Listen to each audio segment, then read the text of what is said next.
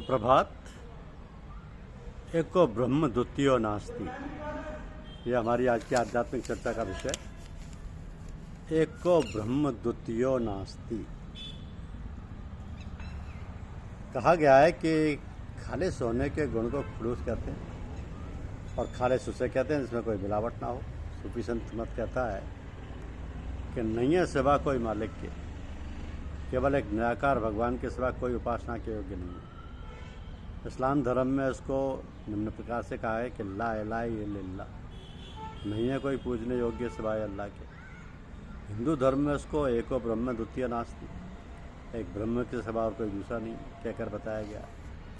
गीता में भगवान कृष्ण कहते हैं कि सकाम भक्त अपनी कामना की पूर्ति के लिए किसी विशेष देवी देवता के स्वरूप को श्रद्धा से पूजता है और उस व्यक्ति को उक्त देवी देवता के पूजने का मेरे ही विधान द्वारा इच्छित फल प्राप्त होता है, परंतु उक्त फल नाशवान होता है। देवी देवताओं को पूजने वाले देवी देवताओं को प्राप्त होते हैं और मेरे भक्त मुझे। तो इस प्रकार देवी देवताओं की पूजा सकाम है, वो मनुष्य को केवल संसारी भोग दिलाती है, जीव का परमात्मा से मिलन नहीं होता। तो सूफी संत मत कहता है कि अपनी साधना भौतिक संपत्ति, स्त्री इत्यादि को पर्दे में रखो और दूसरों के गुनाहों पर पर्दे डालोगे तो खुदा तुम्हारे गुनाहों पर पर्दा डाल देगा। कोई उपकार करो तो उसे जाहिर मत करो। अपनी स्त्री के अतिरिक्त किसी अन्य वयस्क स्त्री से ना तो एकांत में मिलो और ना ही आंख मिलाकर बात करो। तो ये क्या होता है कि कुछ किताबें पढ़ी जाती हैं, कुछ किताबें पढ़कर याद की जाती हैं, मगर कुछ मजमून ऐसे होते हैं जो हजम किए जाते हैं। ऐसे मजमून जो दिमाग से उतरकर दिल में समा जाते हैं तथा आत्मा यानी रूह को तस्कीन देते हैं। तो सभी फ़कीरों का यह तजुर्बा है कि जो ग्रंथ या मजमून संत फ़कीरों के जीवन का दर्शन कराते हैं वही हृदय में उतरकर आत्म शांति प्रदान करते हैं। गोस्वामी जी ने रामचरितमानस की रचना करके भक्तों के दिलों को प्रकाश से भर दिया। दिमाग और शरीर को ऐसे विचारों की ज़रूरत होती है व जज्बात की ज़रूरत होती है जिनमें स्थूल जगत की झलक जरूर दिखाई दे, मगर दिल की गहराई को छूने के वास्ते ग्रंथ का प्रभाव प्रकाश नूर के रूप में दिल से उतरकर रूह में समा जाना चाहिए। कहा है ना कि जमा अच्छा मका अच्छा गुलिस्तां की हवा अच्छी, मगर भाती है दिल को मेरे प्यारे की अदा अच्छी। तो आध्यात्म के क्षेत्र में यह पुष्ट विश्वास है कि सदगुरुदेव का प्रकाश यानी नूर सारे अंधकारों को दूर करता है। सबसे बड़ा ज्ञान जब अनुभव के रूप में हृदय में उतरता है तो सारी कालिमा जो अंधेरे की शक्ल में अंदर ही बसी होती है साफ हो जाती है। जिस तरह अंधेरे में प्रकाश होने से नूर फैल जाता है, सूर्य के अस्त होने पर अंधेरा होने लगता है, उस समय प्रकाश फैलाकर अंधेरे को दूर करने का काम चंद्रमा किया करता है। और जब चांद भी गायब हो जाता है, केवल अंधेरा ही अंधेरा रह जाता है, तो उस अंधेरे में मार्गदर्शन के लिए एक छोटा सा चिराग प्रकाश फैलाकर वही सेवा करता है जो रात में चांद व दिन में सूर्य निकलने पर होता है। उसी तरह ये काम संत महात्मा फ़कीरों की जात से हुआ करता है।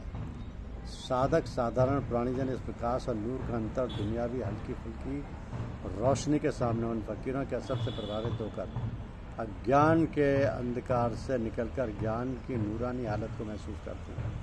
यही सबसे बड़ी देन है। तो संसार में दीन दुखियों की सेवा करने के बहुत स्तर हैं। किसी भूखे को खाना खिला देना, किसी प्यासे को पानी पिला देना, किसी बीमार की बीमारदारी कर देना, ये सेवाएं बहुत ही अच्छी होते हुए भी प्रारंभिक स्तर की और कोई भी ये कर सकता है, मगर किसी जाहिल को इल्म प्रदान करना ये एक विद्वान या आलिम का काम है। कभी सोच कर देखिए, अगर आपको पढ़ना लिखना सिखाया जाता है, सिखाया ही गई ना होता तो आपकी हालत कैसी जाहिल की तरह होती, जिसे अक्षर ज्ञान में नहीं। इसलिए शिक्षा का दान सर्वश्रेष्ठ दानों में शुमार किया जाता है। ये काम साधारण लोगों के बस का काम नहीं है। इसके लिए एक विशेष प्रकार की योग्यता अपेक्षित है जो ये कार्य कर सकते हैं। तो उनका ही समाज में उच्च स्थान है तथा उनको समुचित आदर होना चाहिए। इसके अलावा सबसे बड़ी भूख आत्म शांति की होती है। जीव को कुल से मिलाने वाली शिक्षा, तालीम व तदबीर एक ऐसी हालत है जो दिल से गुजरकर रूह को यानी नूर से भर देती है। ये कार्य मालिक की इनायत और मेहरबानी से उसी के तार तार से बिंधे हुए जो महापुरुष करते हैं उन्हीं को संत, बली, पैगंबर तथा सदगुरु कहा जाता है। एक ऐसी मशाल होते हैं जिसकी रोशनी दिल, दिमाग, मन के अंधकार को दूर करके आत्म शांति प्रदान करती है। ऐसे महापुरुषों का ना तो कोई धर्म होता है, ना जाति होती है, ना ही कोई विशेष आकार होता है। इनका केवल प्रभाव होता है। और जो नूर आला नूर प्रकाश होता है, जिनके दिलों में ये प्रकाश उतरता है, वे विश्वास यकीन के मुकाम पर आ जाते हैं।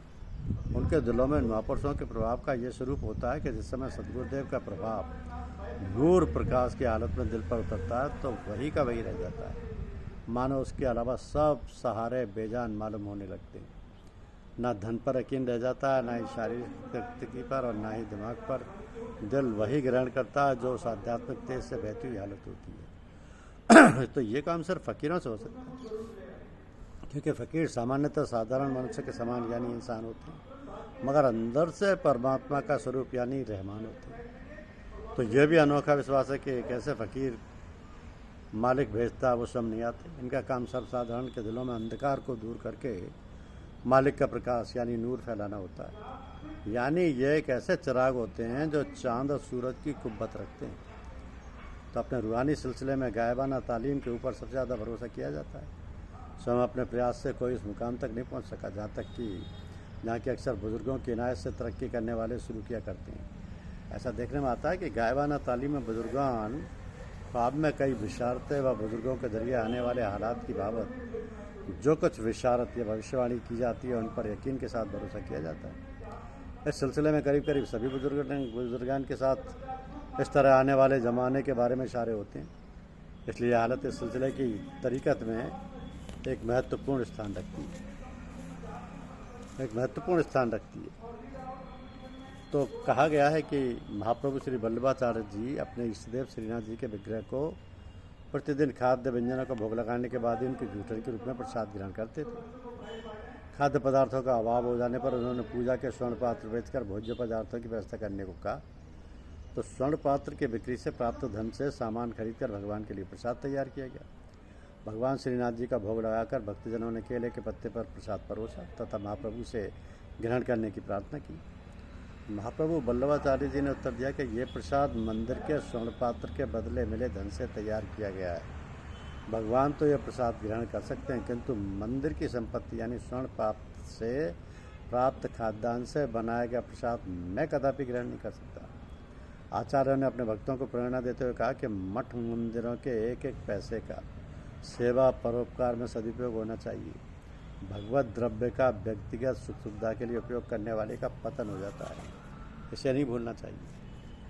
तो जो ईश प्रेमी सच्चल फ़कीर जो सर्वद ईश्वरोन्मुक्त कहे जाते हैं वो हमेशा ईश्वर के ही भरोसे रहते हैं, ईश्वर के ही लिए अपने आप को कुर्बान करते हैं, ईश्वर के लिए पूरी तरीके से समर्पित रहते हैं, क्योंकि उनका एकमात्र उद्देश्य है ईश्वर को ही प्राप्त करना होता है, जिसको भगवत प्राप्ति बोलते हैं। और उसके लिए वो अपने जीवन भर की साधना भी लगा देते हैं, जीवन भर की, क्योंकि ये जो साधना है इसका मुख्य मकसद यही है कि ईश्वर को प्राप्त करना है। महर्षि याज्ञवल्क्य जी और जनक बैठे सत्संग कर रहे थे। जनक जी ने जिज्ञासा व्यक्त की कि महर्षि हम किसकी ज्योति से देखने की क्षमता प्राप्त करते हैं।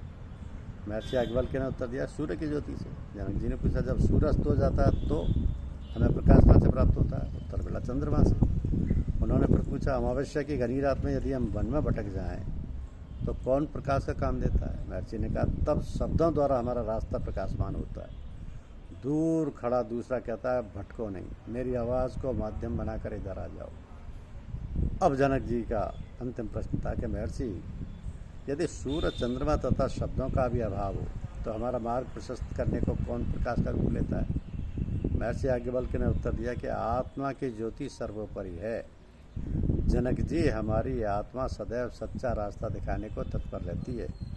आत्मा जैसी अनूठी ज्योति किसी और तत्व में नहीं है, वो सर्वोत्तम मार्गदर्शक है। और जनक जी की जिज्ञासा का समाधान हो गया।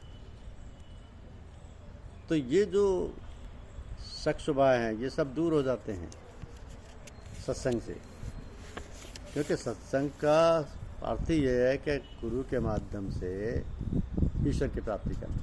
ईश्वर को तो हमने सीधे देखा नहीं, गुरु का ध्यान करते हैं। और गुरु ऐसा हो कि गुरु कीजिए जान पानी पीजिए छान। तो जब गुरु हमें सब समर्थ मिल गए तो फिर सोचने की गुंजाइश ही नहीं है। फिर तो सन्मुख हो जीव मो जब ही जन्म को त्याग नासई तब ही मम दर्शन फल परम अनूपा जीव पाव निज सहज स्वरूप।